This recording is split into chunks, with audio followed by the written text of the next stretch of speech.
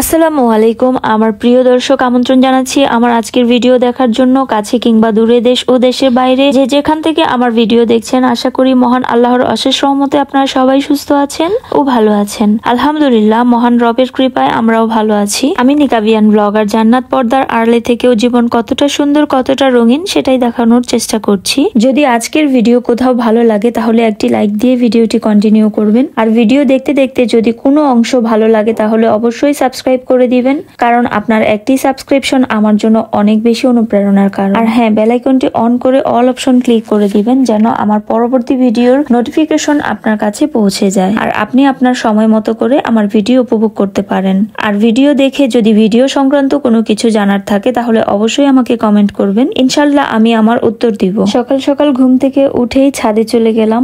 সকালের হাওয়ায় এক ধরনের অদ্ভুত শান্তি কাজ করে, মনে হয় পুরো পৃথিবীটা এখনই জেগে উঠেছে। আর গ্রামের সবুজ দৃশ্য দেখতে আরো দারুণ লাগে। শীতের সকালে এই ধরনের দৃশ্য সবসময় কপালে জুটে না। আমি ম্যাক্সিমাম টাইমেই লেট করে উঠে ফেলি আর ঘুম থেকে উঠেই আফসোস করতে করতে দিন পার করি। কেন যে সকালে উঠলাম না এই বলে নিজেকে সারাদিন দোষ দিতে থাকি। সবচেয়ে বেশি বিরক্ত ফিল করি যখন রান্নার সেকশনে যাই, তখন এত তাড়াহুড়া হয়, মনে হয় কোনটা রেখে কোনটা করব, তখন আর বুঝে উঠতে পারি না, তখন সবকিছুতে পিছিয়ে পড়তে হয়। যাই হোক, ছাদ থেকে এসে আমার সবুজ বন্ধুদের দিকে চোখ গেল। গাছগুলোকে প্রতিদিনের মতো আজও পানি স্প্রে করে দিলাম। তারপর হালকা পাতলা নাস্তা করে কাজে নেমে পড়লাম।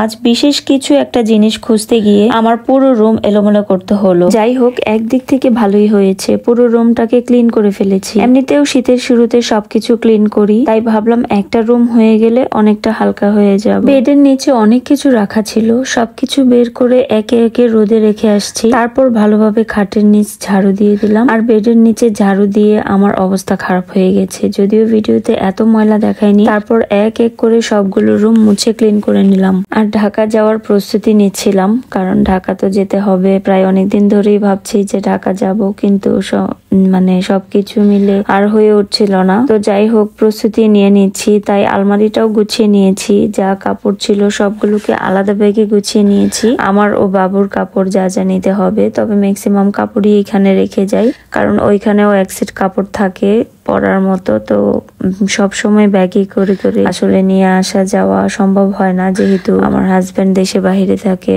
আর ও থাকলে অনেক কিছু নেওয়া যায়, তবে একজন মানুষ সাথে না থাকলে আসলে নিজের মানুষের উপর ভরসা যতটুকু পাওয়া যায় আসলে অন্য কারোর সাথে ওই রকম ভাবে নেওয়া যায় না। যাই হোক, সবকিছুকে একবারে গুছিয়ে নিয়েছি। সব পরিষ্কার হয়ে গেলে ঘরে যে একটা নীরবতা তৈরি হয় তা ভীষণ শান্তিময়। আর ঘরে আলো ও গাছ মিললে স্বাভাবিকভাবেই ঘর উজ্জ্বল ও পরিষ্কার দেখায় এবং খুবই শান্ত লাগে। অনেকেই বুঝতে পারে না একটা সাজানো বিছানা, ধুলোহীন সেলফ কিংবা পরিষ্কার রান্নাঘর, এসবের মধ্যেই গৃহিণীর স্বপ্ন বোনা থাকে। বড় বড় চাওয়াই যে বড় স্বপ্ন হবে এমনটা নয়, বরং কিছু মানুষের চাওয়া থাকে একটু ভালোবাসা, একটু সহযোগিতা এবং এমন একটা ঘর যেখানে প্রবেশ করলেই মনে হবে হ্যাঁ, এটাই আমার শান্তির জায়গা।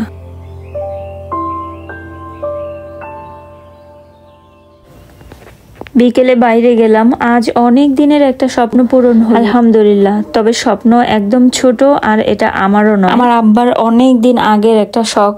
সেটা হচ্ছে একটা স্মার্টফোন ব্যবহার করা, কারণ আব্বা এখন পর্যন্ত যত ফোন ব্যবহার করেছে সবগুলোই ছিল বাটন ফোন। তো যাই হোক, এই বয়সে এসেও আব্বার একটা ছোট্ট একটা শখ পূরণ করতে পেরে খুবই ভালো লাগছে, আলহামদুলিল্লাহ। আসলে শখের কোনো বয়স হয় না কিংবা কোনো সীমারেখা মেনে করা যায় না। যাই হোক, ফোন কেনার পর একটু RFL বেস্ট বাইতে গিয়েছিলাম, কিছু প্রোডাক্ট চেঞ্জ করার ছিল। এখানের মালিক আব্বার খুব পরিচিত, তাই উনি আমাকে অনেক কিছুই ডিসকাউন্টে দেয় এবং আমি চাইলে নগদ টাকা না দিয়েও ওনার কাছ থেকে অনেক কিছু নিয়ে আসতে পারি এবং নিয়ে এসেছিলামও। ভিডিওর এই অংশটুকু পরদিনের করা। দুপুরের রান্নার আয়োজন করছি।